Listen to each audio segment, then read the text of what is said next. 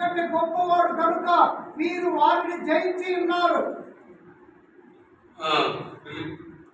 1 యోహాను 4:4 ఇక్కడ చదవండి సార్.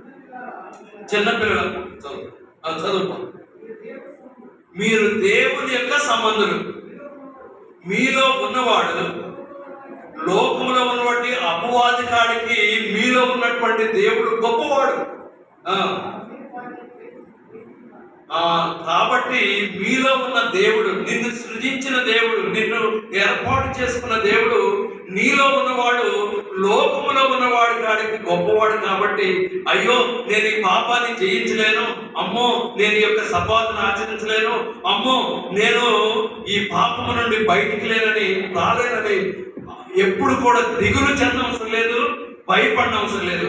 ఎందుకంటే వాక్యం సెలవిస్తుంది, నీలో ఉన్నవాడు లోకములో ఉన్నవాడి కాడికి.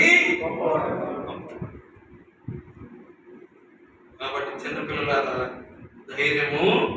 ధైర్యంగా ముందుకెళ్ళాలని వాక్యము అంటే 2 దశలోనిలు 2వ అధ్యాయం 8వ వచనం కూడా చదువుతాం.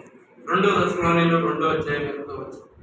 అప్పుడు ఆ ధర్మ విరోధి బయలుపరచబడును, యేసు తన నోటి ఊపిరి చేత వారిని సంహరించి తన ఆగముల ప్రకాశము చేత నాశనము చేయును.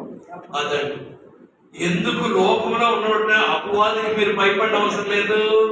యేసుక్రీస్తు వారు వచ్చినప్పుడు ఆయన మహిమను చూడలేక అంటే దుర్మార్గులు ఏమవుతారు, ఆయన మహిమకి వారు నాశనం అయిపోతారు.